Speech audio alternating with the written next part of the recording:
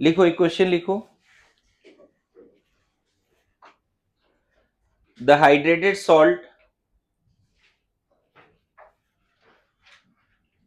Na2CO3.XH2O, the hydrated salt Na2CO3.XH2O undergoes 63% loss in mass on heating and become anhydrous. The hydrated salt का formula लिखा है Na2CO3 sodium carbonate dot XH2O undergo 63% loss in mass on heating and become anhydrous. 63% loss in mass and become anhydrous. Find the value of x. Question है find the value of x.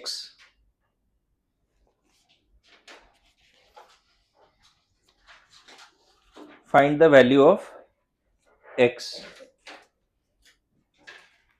अभी जो latest वाले book है ना बच्चे, उसमें ना topic wise भी दिया है इस बुक में. इसमें डायरेक्ट क्वेश्चंस लिख रखा है, तो लेवल 1 इसके जरूर कर सकते हैं, है ना. आपको चाहिए तो मैं इसके लेवल 1 का पीडीएफ भी आपको भेज सकता हूँ, प्रिंट निकाल सकते हो अगर बुक नहीं है तो, टेम्परेरी के लिए. लेकिन लेटेस्ट वाले में ना चैप्टर वाइज टॉपिक वाइज भी. जितना जल्दी हो सके आपके स्टडी रूम में मुझे 3-4 बुक चाहिए केमिस्ट्री पॉइंट ऑफ व्यू से, है ना. JEE Mains PYQ, JEE advanced PYQ, NEET का PYQ chapter wise topic wise latest वाले. जेई मेंस का अलग लेना है, एडवांस का अलग लेना है, साथ में नहीं लेना है बुक्स. पीवाईक्यू जेई मेंस का सिर्फ जेई मेंस के क्वेश्चंस होंगे, जेई एडवांस में तो सिर्फ जेई एडवांस के क्वेश्चंस होंगे, ठीक है. नीट वाला तो आप समझते हो 35 ईयर 40 ईयर का होगा. क्या मेरी बात आ रही समझ में? और एक आप बुक ये भी ले सकते हो जिससे भी क्वेश्चंस कर रहे हैं, ठीक है. चलो इसका ट्राई करो, देखें हो रहा है या नहीं. थोड़ा सा कंसेप्ट मैंने डिस्कस किया था ऑलरेडी. ऑप्शंस यहाँ पे होगा 6, 10, 12, 15 ऐसे. एक्स का वैल्यू इंटीजर आएगा, फ्रैक्शन नहीं आएगा, ठीक है. ठीक है, कैलकुलेशन तो हो जाएगा तुम लोगों से. देखो मैंने ये बताया था, percentage of water in hydrated salt, है ना, is equal to percentage weight loss when heated and become anhydrous. Become anhydrous. समझ गए? Percentage of water in hydrated salt, ये इस तरह भी सिर्फ समझाया था आपको कि अगर मान लो यहाँ पे हाइड्रेटेड सॉल्ट है, क्या है, हाइड्रेटेड सॉल्ट को हम क्रिस्टलाइन भी बोलते हैं, याद है. और जब आप इसको हीट करते हो तो यहां से मॉइस्चर जो इसके अंदर है वो निकल जाता है. क्या निकल जाता है इसके अंदर से? मॉइस्चर बाहर निकल जाता है वेपर के फॉर्म में. तो यहां बचता क्या है फिर? उसी कंटेनर में थोड़ी देर के बाद क्या बचता है?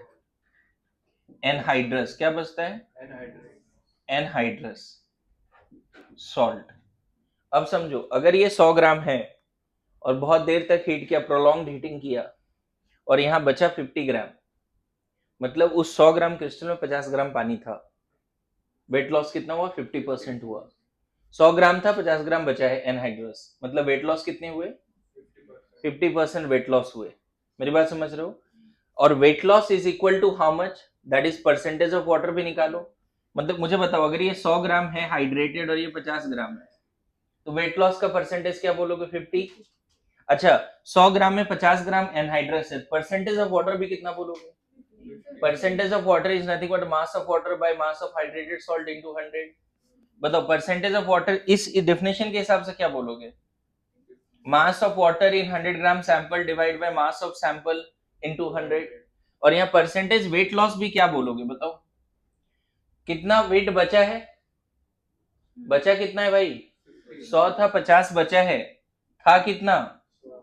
देखो दोनों मैच कर गया कि नहीं कर गया? तो हमेशा ये कंसेप्ट याद रखो, percentage of water in hydrated salt is equal to percentage weight loss. Good to go. Now इसमें परसेंटेज ऑफ वाटर क्या लिखोगे? इसमें परसेंटेज ऑफ वाटर लिखोगे x into 18, x into 18, 1 mole में x मोल पानी है, डिवाइड बाय पूरे का मास 106 प्लस 18x, क्या सही में निकाला सबने? 23 into 2 plus 12 plus 3 into 16 plus x into 18, सबको ऐड किया, इंटू 100 कर दें, and this must be equal to how much? 63।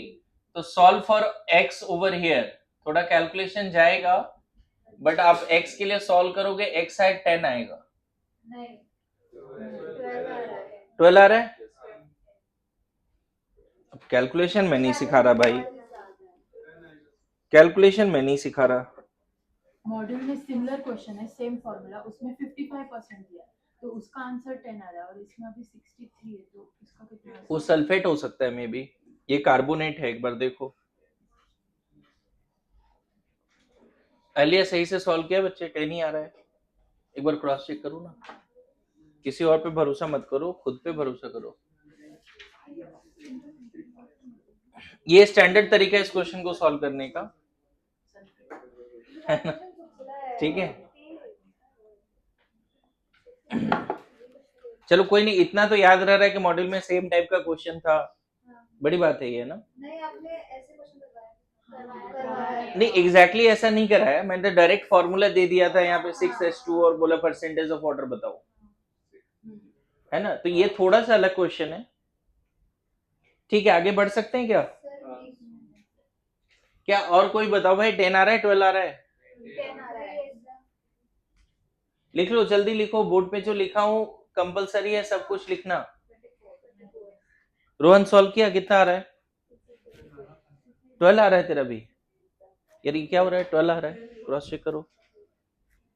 Practical method से किया, मतलब इमेजिन किया कि 100 ग्राम लिया इसका 37 बच रहा था, इसका मॉलिक्यूलर वेट 106 है, इधर इसका 37 बचा, तो हाँ उससे भी बना सकते हैं, बिल्कुल सही है।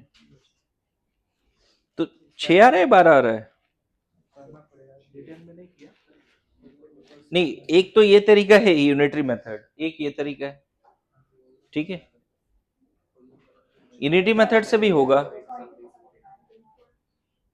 10 पॉइंट समथिंग, तो 10 ही बोलेंगे, ठीक है? क्योंकि पॉइंट में तो आएगा नहीं, वाटर मॉलिक्यूल है ना। 10 और किसी का 10, एनीवन प्लीज सपोर्ट? 10 10 10, ठीक है। 12 कैसे आ रहा है फिर क्लास में? चलो नेक्स्ट लिखो, next topic, problem related to chemical equation, problem related to chemical equation, है ना? Problem related to chemical equation. देखो, अब क्लास में आपको पता है कि कोई भी केमिकल चेंज अगर हो रहा है, केमिकल चेंज, है ना, तो हम इसको कैसे दिखाते हैं? जैसे मान लो तुम चाहो तो ऐसे लिख सकते हो, hydrogen plus oxygen gives water, ऐसे लिख सकते हैं।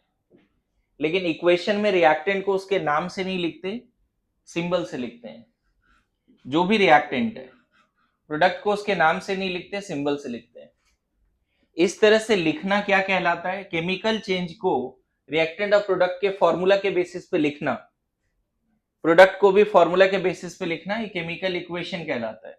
ऑल्दो ये सारे बातें 11th में बताए तो ज्यादा अच्छा है, आपको बताने की जरूरत नहीं।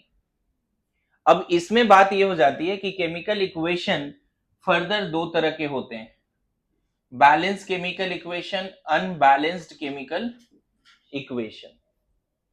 दोनों से इंफॉर्मेशन क्या मिलता है कि क्या रिएक्टेंट है, क्या प्रोडक्ट है। लेकिन फर्स्ट वाले से क्या इंफॉर्मेशन मिलता है? Different elements in reactant, reactants में जितने भी डिफरेंट एलिमेंट्स है, प्रोडक्ट में भी उतने ही एलिमेंट्स होने चाहिए। मेरी बात आ रही समझ में? दोनों से इंफॉर्मेशन जरूर मिल जाता है कि रिएक्टेंट क्या है, प्रोडक्ट क्या है, लेकिन ये ज्यादा इंपॉर्टेंट है क्वेश्चंस को सॉल्व करने के लिए। अब बैलेंस केमिकल इक्वेशन क्या होता है? अच्छा, किसी केमिकल रिएक्शन में जो लेफ्ट साइड में होता है उसको रिएक्टेंट बोलते हैं। ये सब लिखाने का जरूरत है क्या? जो उधर होता है उसको क्या बोलते हैं? प्रोडक्ट होते हैं। समझ में आ रहा है? अब देखो, एक तो है कि बैलेंस और अनबैलेंस। कुछ अदर तरीके भी हैं केमिकल इक्वेशन को रिप्रेजेंट करने का। ऐसा रिएक्शन जिसमें सिर्फ एक रिएक्टेंट हो, एक ऐसा जिसमें 2 रिएक्टेंट हो, 3 रिएक्टेंट हो, single reactant type, 2 reactant, more than 2 reactant, ऐसे भी चलते हैं ना। तो अभी इसी तरह से केसेस देखेंगे कि सिंगल रिएक्टेंट के टाइप के क्वेश्चंस कैसे बनते हैं। अगर 2 या 2 से ज्यादा रिएक्टेंट है तो उसके कितने कैटेगरीज होते हैं फर्दर, उसी में आता है limiting reagent and access reagent. सिर्फ सिंगल रिएक्टेंट है तो लिमिटिंग एक्सेस के क्वेश्चंस नहीं होते, कम से कम 2 रिएक्टेंट चाहिए, है ना, for limiting and access reagent. वो भी समझाएंगे लिमिटिंग रिएजेंट क्या है, एक्सेस रिएजेंट क्या है। तो सबसे पहले यहाँ पे होमवर्क क्या है भाई, कि कम से कम 100 केमिकल रिएक्शंस को बैलेंस करने हैं। रैंडम कोई भी 100 केमिकल इक्वेशंस लेने और उसको बैलेंस करना है, सबसे पहला होमवर्क। ठीक है। अब इसमें क्या ले सकते हैं? हाइड्रोकार्बन अल्केन 1 से लेके 10 तक या 5 तक ले लो। अल्केन का कंबशन, अल्कीन का कंबशन, अल्काइन का कंबशन, बेंजीन का कंबशन, ग्लूकोज का, फ्रुक्टोज का, सुक्रोज का, ये सब का कंबशन बैलेंस करने हैं। बैलेंसिंग में दिक्कत नहीं आनी चाहिए। मेरी बात आ रही समझ में? तो अभी हम लोग इस पर बात करेंगे। लिखो इसको पहले जल्दी से, जो भी मैंने बोर्ड पे लिखा है उसको लिख दो बस। केमिकल चेंज को सिंबॉलिकली रिप्रेजेंट करना केमिकल इक्वेशन कहलाता है। बोलो।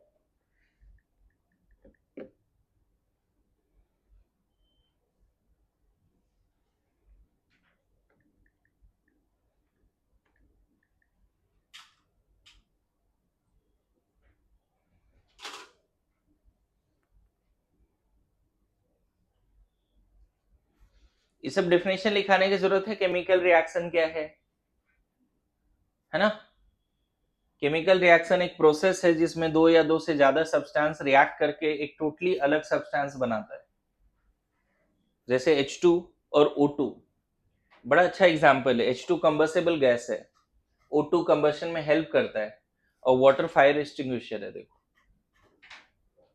समझ रहे हैं ना?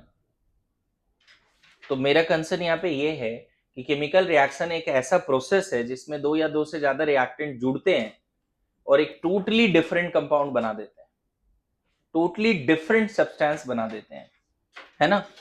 एंड किसी भी केमिकल रिएक्शन को सिंबॉलिकली रिप्रेजेंट करना ही क्या कहलाता है? Chemical equation. केमिकल इक्वेशन में जो लेफ्ट में होता है, लेफ्ट हैंड साइड में, वो रिएक्टेंट है, जो राइट हैंड साइड में होता है प्रोडक्ट है। नाउ केमिकल इक्वेशन के 2 टाइप है, balanced and unbalanced. Reactant product का मैं डेफिनेशन नहीं लिखा रहा हूं, डायरेक्टली ऐसे चल सकते हैं। ठीक है। अनबैलेंस रिएक्शन से क्या पता चलता है हमें? रिएक्टेंट और प्रोडक्ट क्या है। बैलेंस से क्या पता चलता है? रिएक्टेंट प्रोडक्ट सब पता चलता है, but at the same time ये भी पता चलता है कि उसकी कंबाइनिंग कैपेसिटी क्या है। तो उस पर बात करेंगे अभी। इसको हटा दें। 100 रिएक्शंस बैलेंस करने का एक होमवर्क दिया मैंने अभी आपको। बैलेंसिंग में कोई प्रॉब्लम नहीं चाहिए, तुरंत बैलेंस इक्वेशन लिख लेना चाहिए। ठीक है।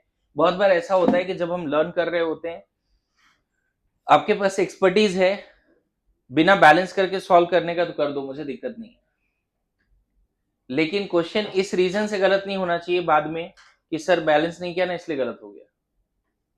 मेरी बात समझ रहे हो ना? This year is not about doubting of, मैं डाउट कभी नहीं कर रहा हूं कि तुम में टैलेंट नहीं है, लेकिन मैं प्रैक्टिस में कंजूसी नहीं कराने वाला। तुम्हें कितना भी टैलेंट है ना, तब भी तू सेम क्वेश्चन 5 बार कर, कोई दिक्कत नहीं, क्योंकि हमें क्या चाहिए? एक्यूरेसी चाहिए, एग्जाम में स्पीड चाहिए, है ना? तो ये बात ध्यान में रखिएगा। नाउ अगर मैं बात करूं, देखो गौर से देखना, C+O2 CO2 ये बैलेंस्ड है, पक्का बैलेंस्ड है। अगर मैं ऐसे लिख दूं C solid plus O2 gas give CO2 gas, कौन सा ज्यादा सही लग रहा है? ये या ये ज्यादा बेटर है, राइट? अच्छा, इससे भी बेटर इसको बनाया जा सकता है। The way we can write the reaction, इसमें मैं इसके नीचे लिख देता हूं ग्रेफाइट। तो ये थोड़ा और बेटर है भाई, इससे भी बेटर है। कार्बन को कौन सा फॉर्म को बर्न कर रहे हैं? डायमंड या ग्रेफाइट? ग्रेफाइट को बर्न कर रहे हैं, ये और बेटर है ना भाई। अगर मान लो ये तो मैंने लिख ही दिया जो भी चीजें हैं, है ना, है ना, यहाँ ग्रेफाइट भी लिख दिया, ठीक है। और यहाँ पे मैं कंडीशन लिख देता हूँ 1 ATM 25 डिग्री सी, ये बेस्ट है। हालांकि थर्मोडायनेमिक्स से बोला जाता है कि अगर किसी रिएक्शन में कंडीशन मेंशन नहीं है तो स्टैंडर्ड कंडीशन लेते हैं। क्या लेते हैं? स्टैंडर्ड कंडीशन लेते हैं 1 ATM एंड 25 डिग्री सी या 298 केल्विन। अगर नहीं है मेंशन तो, अगर सिर्फ ये रहता और टेम्परेचर प्रेशर का नॉलेज नहीं रहता तो हम बोलते हैं ये कंबशन कब हो रहा है? स्टैंडर्ड कंडीशन पर। लेकिन चलो यहाँ स्टैंडर्ड लिख दिया। इससे भी बेस्ट क्या हो सकता है देखो, हालांकि उसका अभी हमें जरूरत नहीं है, ठीक है। 1 ATM 25 degree C CO2 gas, और इसके बगल में डेल एच नॉट भी लिखा हुआ है। डेल एच नॉट का नाम दे सकते हैं del H combustion, del H combustion of carbon, है ना, वो भी ग्रेफाइट। इसी को थर्मोडायनेमिक्स में सीखेंगे, इसको del H formation of CO2 भी बोल सकते हैं। ये थर्मोडायनेमिक्स में सीखेंगे, अभी नहीं। और इसका वैल्यू भी बगल में दे दिया है, मान लो -350 किलो जूल पर मोल। तो दी बेस्ट ये हो गया लास्ट वाला। ऑल दो मोल में हमें इससे भी काम हो जाता है।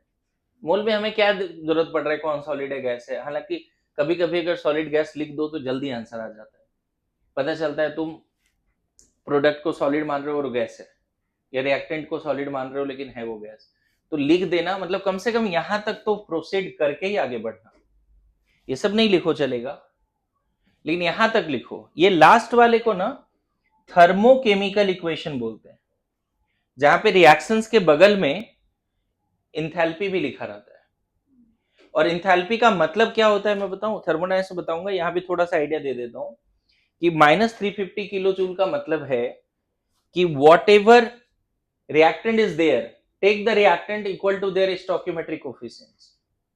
मतलब इसका 1 लो और 1 मोल प्रोडक्ट भी बना दो, तब जो एनर्जी रिलीज होगी वो कितना है। अगर यहां पे देखो ना, पर मोल नहीं लिखा रहता, सिर्फ ये लिखा रहता 350 -350, तो पता है हमें क्या लेना पड़ता कि we have taken that much amount of reactant which is equal to coefficients of the reactant. मेरी बात आ रही समझ में? तो जरूरत नहीं है इसका, लेकिन हाँ कम से कम यहां तक तो करो, ठीक है। यहां तक ये थोड़ा सही है, ये तो बहुत सही है, ये और सही है क्या, ये तो बेस्ट है। और इसका हम कहां यूज करते हैं? थर्मोडायनेमिक्स में। तो थोड़ा सा बैलेंस के मतलब समझ में आ गया। फेज जरूर लिखिएगा, लिख लो इसको जल्दी।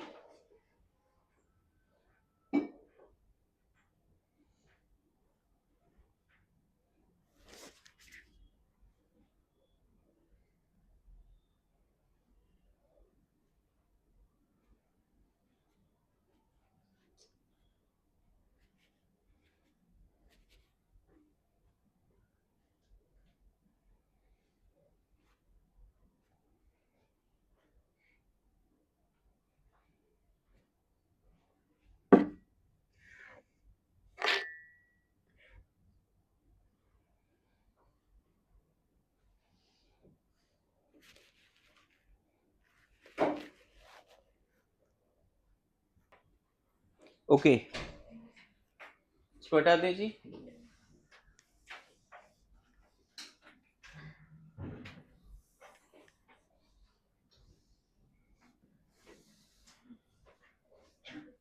देखो सो कुछ बैलेंस कर लेते हैं, जैसे CnH2n + 2 + O2। कोई भी हाइड्रोकार्बन को बर्न करो तो CO2 वाटर बनेगा, फिक्स है प्रोडक्ट, है ना। अगर इसको n के टर्म्स में बैलेंस करना है तो करके देख सकते हैं, n के टर्म्स में बैलेंस। देखो यहाँ पे n है तो यहाँ तो n आ ही जाएगा, राइट। कार्बन बैलेंस हो गया, हाइड्रोजन या 2n + 2 है, तो n + 1 कर दो तो 2 से मल्टीप्लाई होकर 2n + 2 हो जाएगा, है ना। अब उधर टोटल ऑक्सीजन कितना हो गया, 2n + n + 1, मतलब 3n + 1 हो गया, राइट। प्रोडक्ट की तरफ ऑक्सीजन कितना हो गया भाई, 2n यहाँ पे और n + 1 × 1, यस नो। तो यहाँ पे कोफिशिएंट क्या बनेगा इसका 3n + 1/2, ये कोफिशिएंट हो गया। ये n के टर्म से बैलेंस कर लिया। अब फटाफट आप बैलेंस करिए, मीथेन प्लस O2 क्या होगा, 4 यहाँ पे बैलेंस करिए, अभी प्रैक्टिस कीजिए, है ना। मीथेन, इथेन प्लस O2, जल्दी क्विक, है ना। C3H8 + O2, है ना। C4H10 + O2, C5H12 + O2। चलो बैलेंस करो जल्दी। आप n का वैल्यू ऊपर 1 पुट कर दो, सेकंड वाले का कोफिशिएंट मिल जाएगा। n का वैल्यू 2 पुट कर दो, है ना, कोफिशिएंट मिलता चला जाएगा।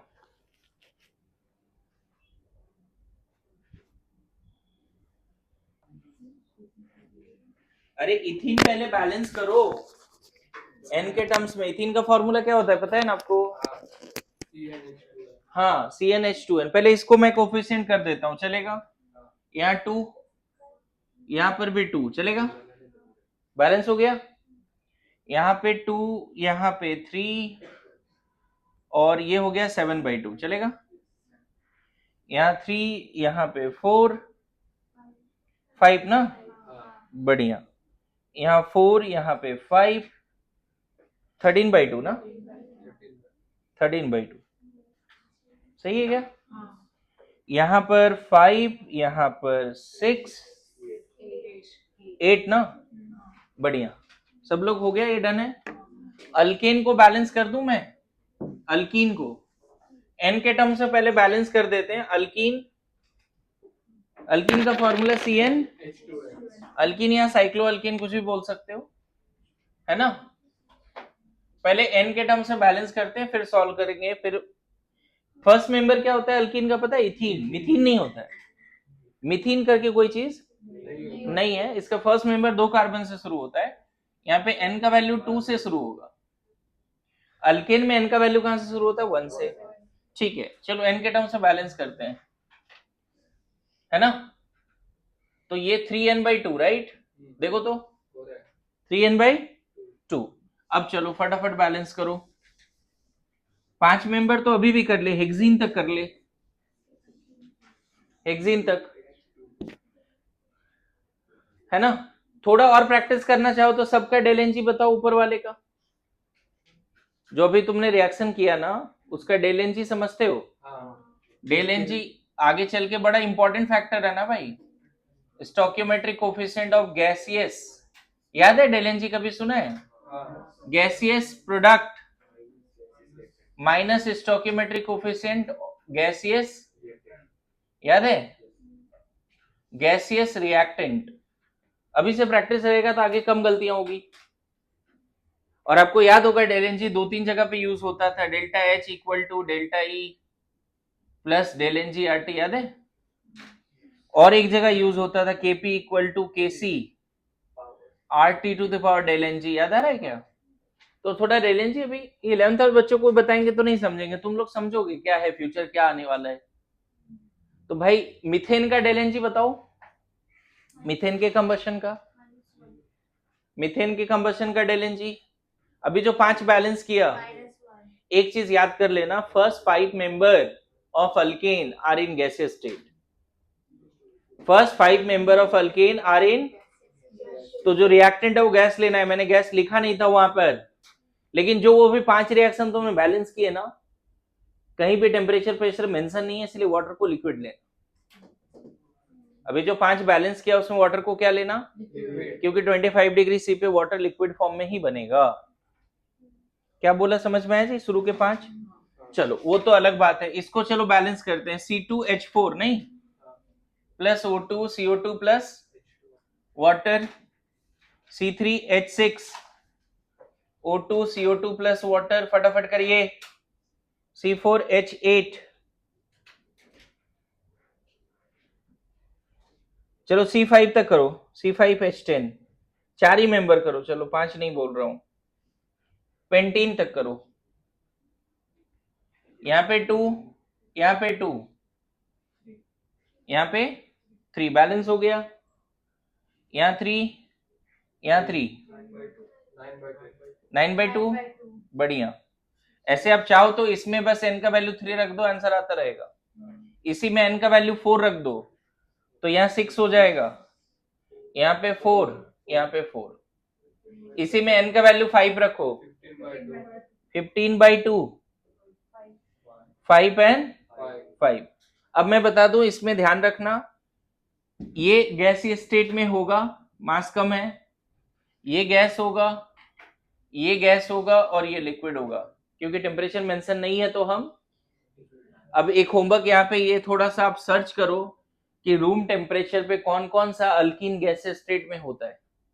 होमवर्क, जैसे मैंने बोला अल्केन में फर्स्ट 5 मेंबर गैसीय स्टेट पे होता है रूम टेम्परेचर पे, हेक्सेन, हेप्टेन, ऑक्टेन, नोनेन, डेकेन ये सब लिक्विड में होता है, अनडेकेन, डोडेकेन, ट्राइडेकेन ये सब होता है सॉलिड में।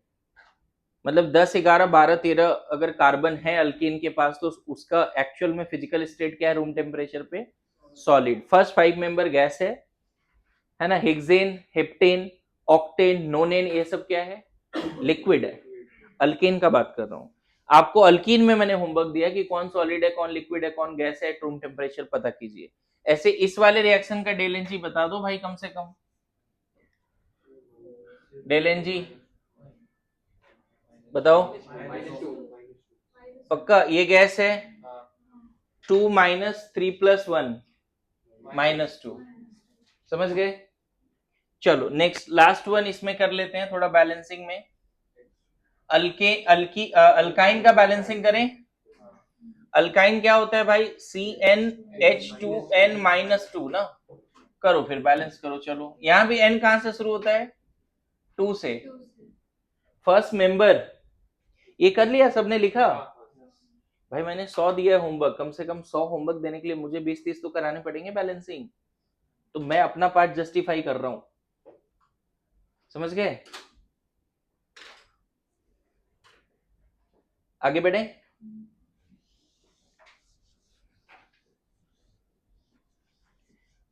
कोई ऐसा है क्लास में जिसको ये पार्ट नहीं पता था, del energy and all? Chemical equilibrium and thermodynamics में डेल एनर्जी पढ़ा था, याद भी नहीं है या पढ़ा ही नहीं था कभी?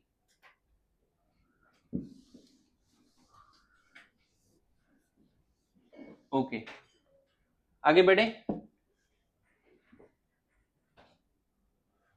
देखो यहाँ पे बैलेंसिंग में तो n यहाँ आ ही जाएगा, यहाँ n-1 आ जाएगा, राइट?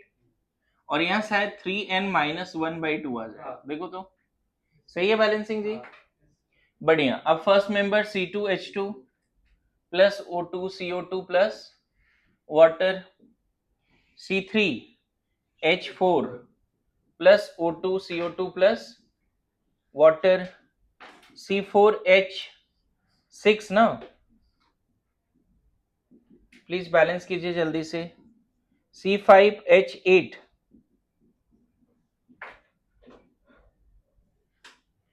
आप चाहो तो n का वैल्यू 2 रख के यहाँ पे जल्दी से लिख दो, या फिर आप अलग से बैलेंस करो। 2 कार्बन है तो यहाँ 2 होगा, हाइड्रोजन 2 है तो यहाँ 2 ऑलरेडी है, ऑक्सीजन इधर हो गया 5/2 कर दो, इधर कार्बन 3 है तो यहाँ 3 करो, हाइड्रोजन 4 है तो यहाँ 2 करो, इधर ऑक्सीजन हो गया 6 और 2 8, यहाँ 4 कर दे, 4 है तो यहाँ 4 करो, 6 है तो यहाँ 3 करो, 10 और 3 13, नहीं सॉरी 8 और 3 11, तो 11/2, 5 5 4 नहीं 10 और 4 14, तो यहाँ 7 कर दो। आ रहा है समझ में कैसे बैलेंस हो रहा है? अब एक जनरलाइज बैलेंसिंग कीजिए बच्चे, यहां तक तो सबको आ रहा है। मैं चाहता हूं x और y के टर्म्स में बैलेंस करके बताइए। ये कल हमने क्वेश्चन में यूज भी किया था, याद है? तो अभी एक्स वाई के टर्म्स में इसको बैलेंस कर लेते हैं। CxHy को बैलेंस करना है x एंड y के टर्म्स में।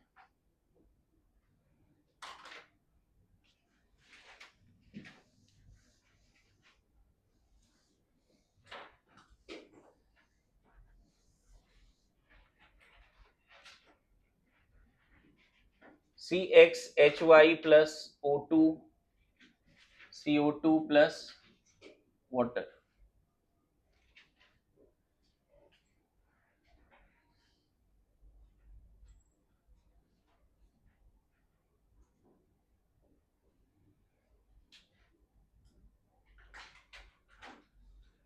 तो यहां पर x आ जाएगा, यहाँ y/2 आ जाएगा, राइट। कल बैलेंस किया ही था। इधर टोटल ऑक्सीजन है 2x प्लस y/2, तो 2x प्लस y/2 तो इधर रहेगा, लेकिन बाई 2 करना पड़ेगा क्योंकि O2 का कोफिशिएंट बना रहे हैं उसको। तो ये बैलेंस हो गया किसके टर्म्स में, मतलब कोई भी हाइड्रोकार्बन को आप XY के टर्म्स में बैलेंस कर सकते हो। गुड टू गो, बोलिए यहां तक समझ गए। नाउ फटाफट कुछ रिएक्शन और बैलेंस करो। बेंजीन को बैलेंस करो O2 के केस में, और बता दो जल्दी से डेल Ng भी क्या है। बेंजीन को बैलेंस करो जल्दी से, और डेल Ng क्या है बताना है। Sucrose C6H12O6 solid plus O2। Sucrose को भी बर्न करोगे ना बच्चे तो CO2 ही बनेगा। हाइड्रोकार्बन को भी बर्न करने से CO2 बनता है। इवन कार्बन हाइड्रोजन ऑक्सीजन के कंपाउंड को भी कंप्लीटली बर्न करते हैं तो CO2 वाटर बन सकता है। ग्लूकोज फ्रुक्टोज सेम हो गया, C12H22O11 प्लस O2।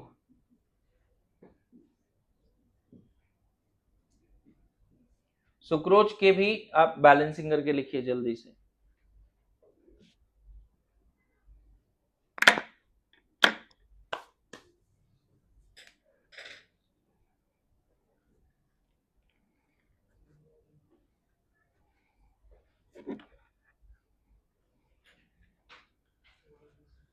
कौन सा, अच्छा बताओ इधर कितने, ये बैलेंसिंग के बाद इधर ऑक्सीजन कितना है बताओ, इस साइड में ऑक्सीजन कितना है, दिस पूरा इंटू 2, ये कोफिशिएंट O2 का है ना। इधर एटम कितना है बताओ, 2x प्लस y/2 इंटू 2 ना।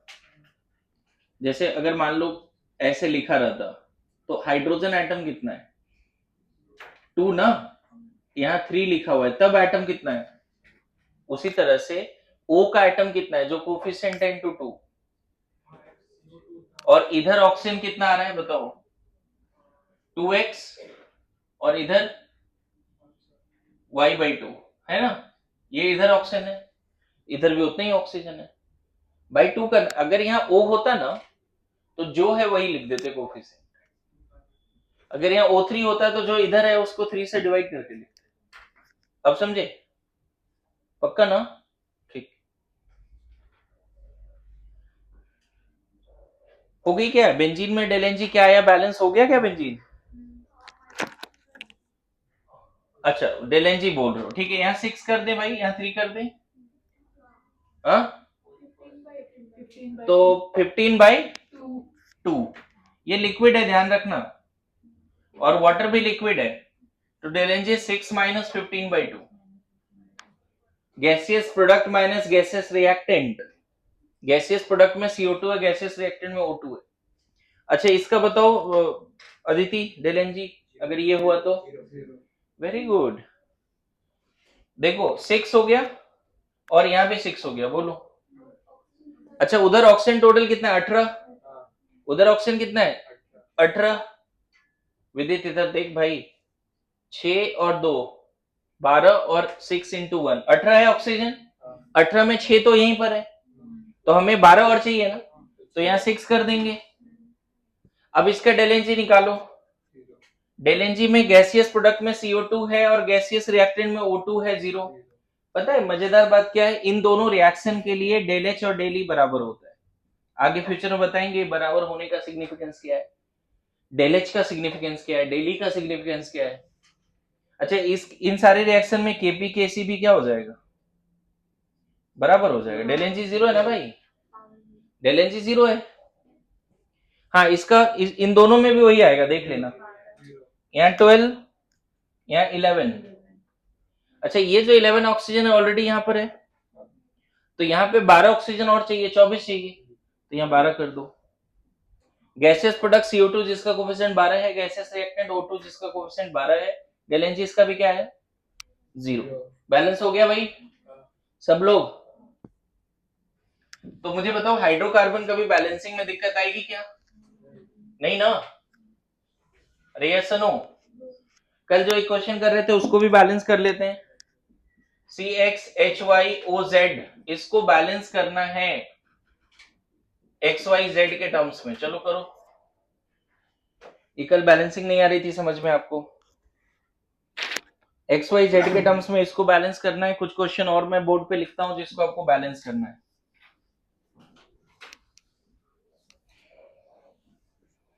ठीक है।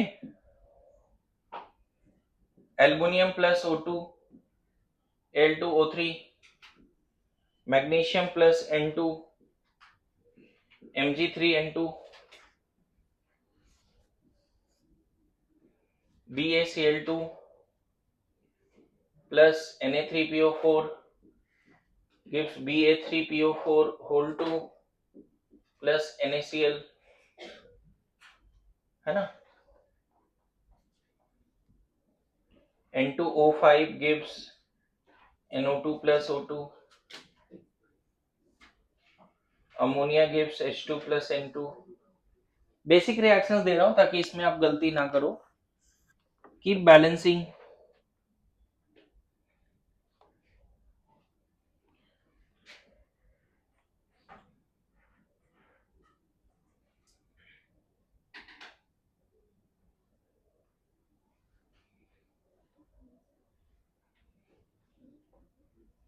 C solid plus CO2 gas gives CO gas।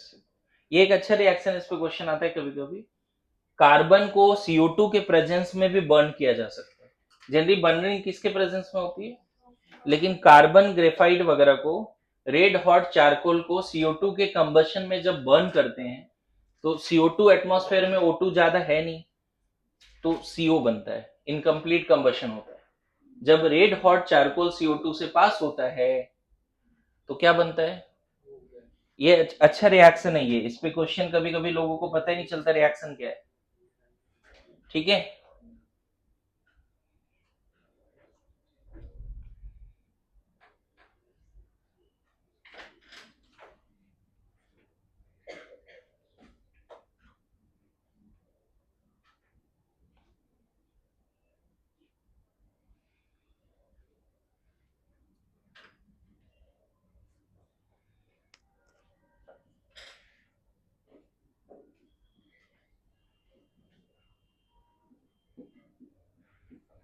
चलो बैलेंस करो, इतना दिया। पता है हीट एंड ट्रायल मेथड, तुक्का मेथड का बैलेंसिंग का अप्रोच क्या होता है? एक बार सुन लीजिए फिर समझिएगा। अगर किसी रिएक्शन को आप हीट एंड ट्रायल मेथड से बैलेंस कर रहे हो तो मेक श्योर कि सबसे पहले उसको बैलेंस करो जो मिनिमम नंबर ऑफ टाइम्स आया है। हीट एंड ट्रायल मेथड का एक थोड़ा सा मतलब मैं तुम्हें तरीका बता रहा हूं, जल्दी हो जाएगा। मिनिमम नंबर ऑफ टाइम्स आया है इसका मतलब क्या है? जैसे यहाँ पे कार्बन कितने बार आया? 3 बार, 1 2 3। ऑक्सीजन कितने बार आया? 2 बार, है ना? तो जो मिनिमम नंबर ऑफ टाइम्स आया पहले उसको बैलेंस करना है। क्लियर है? जैसे यहाँ O2, यहाँ 2 ऑक्सीजन, यहाँ एक ही है, तो ऑक्सीजन पहले बैलेंस करो। तो ऑक्सीजन जब बैलेंस करोगे तो 2 लगाना पड़ेगा। पता चला वो करने के साथ कार्बन ऑलरेडी बैलेंस हो गया। आप चेक करके देखना। मैं क्या बोल रहा हूं, तुक्का मेथड का क्या रूल है कि जो मिनिमम नंबर ऑफ टाइम्स आया उसको सबसे पहले बैलेंस करो। जैसे इसमें सबसे लास्ट में कौन बैलेंस होगा? इसमें, इस वाले में सबसे लास्ट में किसको बैलेंस करना चाहिए? ऑक्सीजन। ऑक्सीजन 1 2 3 बार आया है। जो बहुत जगह पे आ रहा है, ज्यादा टाइम्स आ रहा है, उसको लास्ट में बैलेंस करो। जो कम टाइम आ रहा है उसको पहले बैलेंस करो। क्लियर है? जैसे इसमें लास्ट में कौन बैलेंस होगा? ऑब्वियसली, समझ में? तो हीट एंड ट्रायल मेथड का भी थोड़ा सा एक रूल बनाना पड़ेगा आपको। ओके।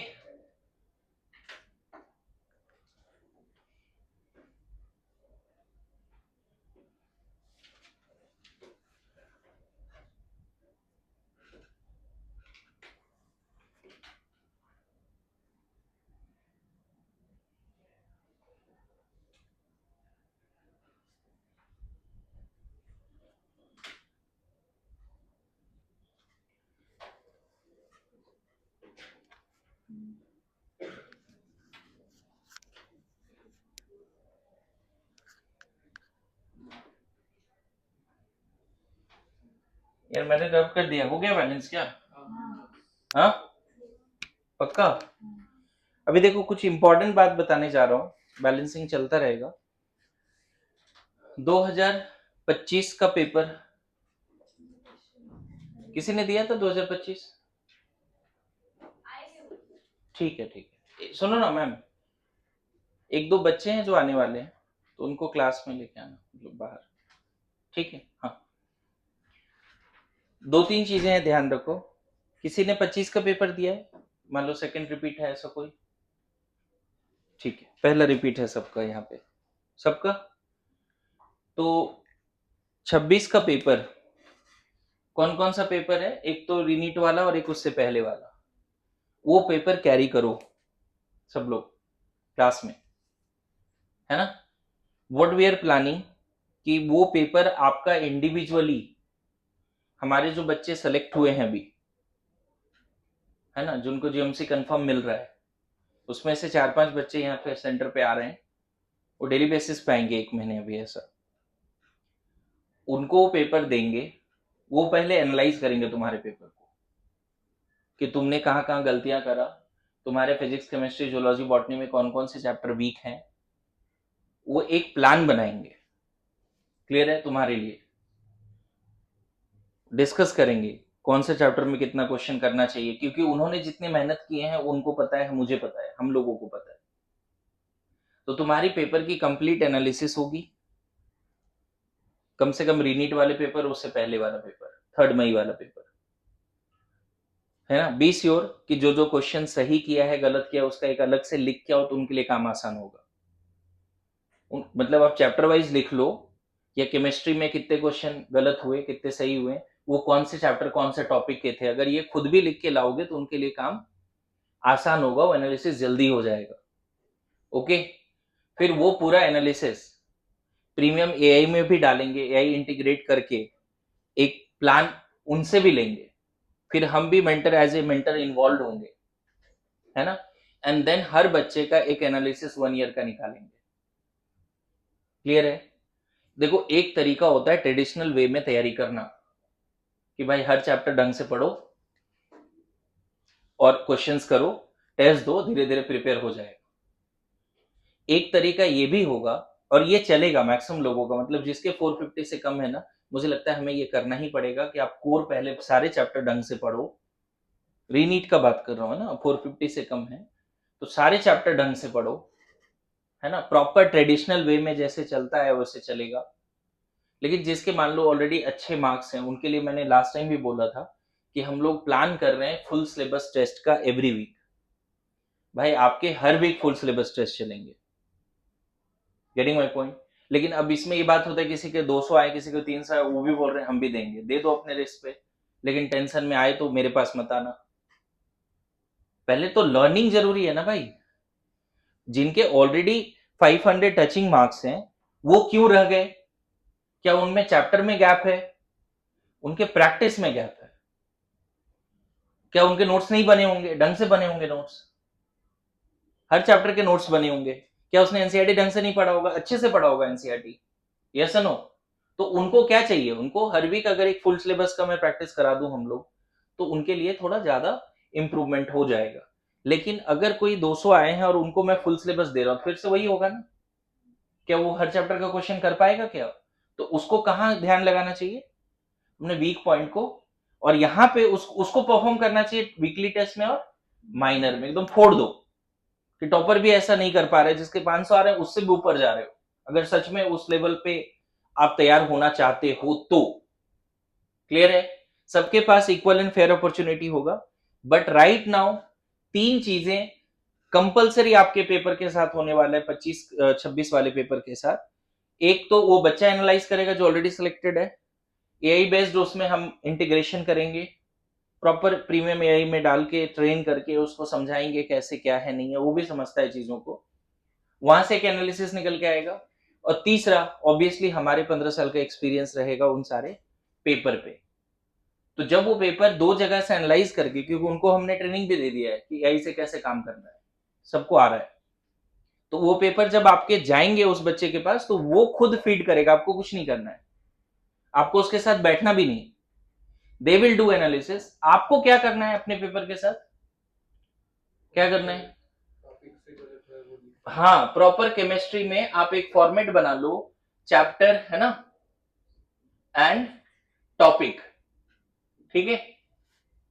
कौन कौन से चैप्टर और टॉपिक के क्वेश्चंस आपके रॉन्ग हुए या नॉट अटेम्प्टेड है। अच्छा, जो सही हुआ उसमें भी आप थोड़ा दिमाग लगाना कि वो तुक्का लगा था या सच में तुमने उसको सही से सॉल्व किया। Getting my point? अगर आप ऐसे चैप्टर और टॉपिक आप बता देते हो कि नहीं सर ये तो मेरा स्ट्रॉन्ग पार्ट है, मेरी बात समझ रहे हो, अगर ये मेरा स्ट्रॉन्ग पार्ट है सर, तो हम उसमें क्या कर सकते हैं, आपको कस्टमाइज डीपीपी वगैरह दे सकते हैं कि जो स्ट्रॉन्ग टॉपिक है वो स्ट्रॉन्ग ही रहे, इवन स्ट्रॉन्गर और स्ट्रॉन्गेस्ट की तरफ जाए, वो नहीं कि एक साल के बाद वो वीक हो जाए। अगर आपने एनालाइज कर दिया कि सर ये चैप्टर ये टॉपिक हमारा जो है स्ट्रॉन्ग कैटेगरी में आता है, तो मेक श्योर कि उसके उस पे हम जब भी टाइम मिलेगा ना उस पे टेस्टिंग करेंगे, सॉल्विंग करेंगे, उस पकड़ को हाथ से नहीं जाने देंगे भाई। At the same time we need some chapter and topic जो आपके सबसे वीक पॉइंट है। क्लियर है? रेड फ्लैग में भाई ये तो मतलब खतरनाक है, आगे तो क्वेश्चन बनेगा ही नहीं बनेगा। आपको ये एनालिसिस किसके बेसिस पे करके आना है? पेपर के बेसिस। और थोड़ा सा आप पूरे साल का भी जर्नी रखो उसमें, ऐसा नहीं है कि सिर्फ वो पेपर बता दे। पेपर में तो बहुत बार ऐसा होता है पैनिक की वजह से और ज्यादा गड़बड़ हो रही है। पूरा साल का भी एनालिसिस रखो कि मुझे ये लगता है, क्योंकि आपको मौका मिलेगा उनके साथ बैठने का आधे एक घंटे, इंडिविजुअल स्टूडेंट को, फिर वो भी समझाएंगे, एआई भी समझाएगा, हम भी समझेंगे, सब मिलके एक डिसीजन लेंगे कि हाँ इस बच्चे का किस लेवल पे ग्रोथ होना चाहिए और कितना उसका स्टडी आवर होना चाहिए, हर चैप्टर में कितने क्वेश्चंस करने चाहिए उसको। क्लियर है? कौन कौन सा सोर्स होना चाहिए, किस अंदाज में नोट्स बनाने चाहिए, हमें इस लेवल पे विजिट होके इस बार तैयारी करनी पड़ेगी। ठीक है? तो आपके पास हार्डली एक दिन का टाइम है, 2 दिन का टाइम है, आप अपने एनालिसिस के साथ रेडी रखो। कभी भी वो आएंगे हम किसी एक को बोल देंगे चलो तुम आ जाओ लेके पेपर और एनालिसिस, फिर वो उसको सबमिट कर दो अपना पेपर एनालिसिस। वो पहले एनालाइज करेगा, फिर वो एआई से बातें करेगा, हम बातें करेंगे, हम बैठेंगे, फिर तुम्हारे साथ मीटिंग होगी 1 to 1। ओके, समझ में आ गया? तो सबके पास है ना पेपर कि फेंक दिया फाड़ के? पक्का? बस रीनीट वाला है। और वो 25 3 मई वाला दोनों पेपर मैनेज करो। क्या हुआ वो पेपर? घर पे वो मंगवा लो, अभी 1 वीक का टाइम है, रातों रात तो होना नहीं है ना? मैं बस ये बोल रहा हूँ कि किसी 1 2 3 का कल परसों तरसों तक तैयार होना चाहिए। सबका तैयार नहीं चलेगा, लेकिन 20 श्योर की जिसको बात ये समझ में आ गई वो तैयार रखो एंड दोनों पेपर कैरी करो क्लास में। ठीक है? बहुत इंपॉर्टेंट है भाई, हम लोग मतलब अंधे रेस में भागे जा रहे हैं, है ना? हमें भाई प्रॉपर प्लान के साथ चलना पड़ेगा, समझ गए? हमारी ट्रेडिशनल वे की टीचिंग है, प्रॉपर ऑफलाइन को टीचिंग है, और हम ये जानते हैं कि इसी प्रोसेस से हमने लास्ट ईयर मतलब इस साल लगभग 35 आउट ऑफ 100 35 जीएमसी सिलेक्शंस दिए। सेमी और ये सब जोड़ लें तो और नंबर बढ़ने ही वाले हैं, बीएमएस रेंटल ये सब भी ऐड होंगे उसमें, वेटनरी वगैरह सब ऐड हो रहा है, तो ऑलमोस्ट 50% तक भी चला जाएगा। तो हमारा जो प्रोसेस है ट्रेडिशनल मेथड बहुत जबरदस्त है, ऐसे कभी ऑनलाइन में रिजल्ट नहीं आते, नेवर एवर, है ना? क्योंकि अभी देखोगे धीरे धीरे आपको यहाँ पे एनसी एक्टिविटी कराया जाएगा, मतलब क्लासरूम में जो पढ़ाया गया वही लिखना है दोबारा, एनसी एक्टिविटी। फिर आपको हर टेस्ट के बाद एक डेडिकेटेड वीक मिलता है, जैसे मान लो टेस्ट हुआ तो आपको एक वीक में एक दिन केमिस्ट्री, एक दिन फिजिक्स, एक दिन जूलॉजी बॉटनी के एरर फाइल बनाने। एरर फाइल इस बार शुरू से बनेंगे, तो अपनी प्लानिंग चल रही है बहुत अच्छे लेवल पे, डेडिकेटेड है कि नहीं, अच्छा पढ़ाना है, तो ये एक एडिशनल होमवर्क है, समझ गए? बोलो।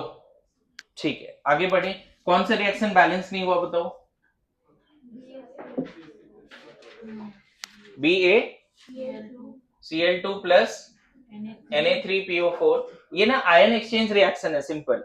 इसका कैटायन इसके एनायन के साथ जोड़ दो और इसका एनायन इसके कैटायन के साथ जोड़ दो, ion exchange reaction. Double displacement बोल दो, आयन एक्सचेंज बोल दो। तो ये डाइवैलेंट केटायन है, ट्राइवैलेंट एनायन है। तो फॉर्मूला सॉल्ट का लिखना सिखाया था बच्चे, इसका 3 और इसका 2 लेना पड़ेगा। ये समझ में आ रहा है? अच्छा, मोनोवैलेंट एनायन, मोनोवैलेंट केटायन है, तो ऐसा लेना पड़ेगा। ये लिखने में तो दिक्कत नहीं है, विदित बताओ, ये लिखने में दिक्कत है क्या? नहीं, ठीक है। यहां पे देखो फॉस्फेट कितना है, 2 है, यहाँ पे फॉस्फेट, या यहाँ बेरिलियम कितना है, 3 है, यहाँ पे सॉरी यहाँ 1 है, यहाँ 3 है, तो यहाँ 3 कर दें, बेरिलियम बैलेंस। यहाँ फॉस्फेट 2 है, यहाँ 1 है, तो यहाँ 2 कर दें, फॉस्फेट बैलेंस। अब देखो क्लोरीन हो गया 6 और सोडियम हो गया 6, तो यहाँ 6 कर दो, है ना? अच्छा, ये वाला बैलेंस क्या था क्या? FeS2 प्लस O2,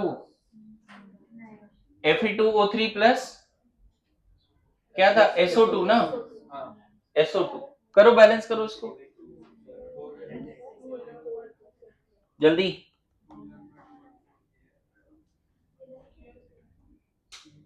ऊपर वाला आया 2 आ रहा है, 11/2 ये 2, ये 11/2, ये 1, ये 4 क्या? हाँ सही है, सही है। अब सबको 2 से भी मल्टीप्लाई कर सकते हो, दिक्कत नहीं है। फ्रैक्शन में नहीं रखना है तो सबको 2 से मल्टीप्लाई कर सकते हो। अच्छा, वो नहीं हुआ बैलेंस क्या? CXHYOZ कल आया नहीं था ना, वो लेट उठने की आदत गई नहीं है ना अभी। X हो गया, यहां Y/2। प्रोडक्ट में टोटल ऑक्सीजन कितना है? 2x plus 2x plus Y/2। Reactant में Z प्लस 2 है, Z भी है यहाँ पे, है ना? तो इससे Z माइनस कर दो, होल डिवाइड बाय 2 कर दो। अब देखो इसको सॉल्व करो, इधर कितना ऑक्सीजन है बताओ? 2x plus Y/2 minus Z whole divide by 2 into 2 plus Z, तो फिर से कितना आ गया? 2x plus Y/2। समझ में आया? ये बैलेंस हो गया किसके टर्म्स में? XYZ के टर्म्स में। लिख के रख लीजिए। अभी देखो एक और होमवर्क है भाई, 100 तो बैलेंसिंग करनी ही है, 100 बैलेंसिंग करनी है। आपको क्या करना है कि सॉल्ट के हीटिंग का प्रोडक्ट लिख के लाना है। मतलब बहुत सारे सॉल्ट हैं जिसको हीट करते हैं ना, तो कुछ कुछ सॉल्ट CO2 देता है, कुछ सॉल्ट N2 गैस देता है, कुछ सॉल्ट N2O गैस देता है। जैसे आपको बोलूं कि अमोनियम नाइट्रेट को हीट करेंगे इस सॉल्ट को तो क्या मिलेगा, अमोनियम नाइट्रेट को हीट करेंगे तो क्या मिलेगा। समझ में आ रहा है? ऐसे कम से कम, है ना, जितने भी सॉल्ट है 50 के आसपास आपको सॉल्ट के हीटिंग करने हैं। मैं बताऊं, कुछ कुछ सॉल्ट ऐसे होते हैं खतरनाक कि हीट करो बट मेल्ट होता है बट ब्रेक नहीं होता। हीट करोगे ना इसको, इतना ज्यादा स्टेबल है थर्मोडायनेमिकली कि पिघल जाएगा, सॉलिड से लिक्विड हो जाएगा, लेकिन अंदर से गैस बाहर नहीं है, मतलब डिसोसिएट नहीं होगा। अच्छा, कुछ सॉल्ट को हीट करोगे तो मेल्टिंग से पहले डिसोसिएट हो जाएगा। मेरी बात समझ में आ रही? यही लिथियम कार्बोनेट को हीट करते हैं ना, तो Li2O solid plus CO2 gas निकल जाता है। मेरी बात समझ रहे हो? लेकिन वही अगर सिल्वर कार्बोनेट को हीट करते हैं तो भाई यहां पे ना जो ऑक्साइड बनता है वो फर्दर डिसोसिएट हो जाता है। ये भी समझना पड़ेगा। कुछ ऐसे कार्बोनेट हैं जिसको हीटिंग से डायरेक्ट मेटल मिल जाता है, कुछ ऐसे कार्बोनेट है जिसके हीटिंग से डायरेक्टली मेटल मिल जाता है, and that will be mercury and silver carbonate mainly. लेकिन जो ग्रुप 1 के कार्बोनेट लिथियम, वो कभी O2 गैस नहीं देता। मान लो ऐसा क्वेश्चन पूछ लिया कि कौन सा ऐसा कार्बोनेट है जो CO2 और O2 दोनों देता है, तो S ब्लॉक के कार्बोनेट्स नहीं करते ये काम। लिथियम कार्बोनेट, सोडियम, बेरिलियम, है ना, मैग्नीशियम, कैल्शियम, ये सब सिर्फ क्या देता है? CO2। In fact sodium, potassium, rubidium, caesium के कार्बोनेट ब्रेक भी नहीं होते, इतना ज्यादा स्टेबल है। सोडियम, पोटेशियम, बेरिलियम के कार्बोनेट्स ब्रेक भी नहीं होते। तो आपको 100 रिएक्शंस बैलेंस करना है, बैलेंसिंग में ही आ जाएगा कि पहले डिसोसिएट करके प्रोडक्ट सोचो, बैलेंसिंग में ही आ जाएगा ये। क्लियर है? आपको बहुत मेहनत नहीं करना है, तो मैं एक सॉल्ट का लिस्ट भेज दूंगा, उसको कंप्लीट करके लाना।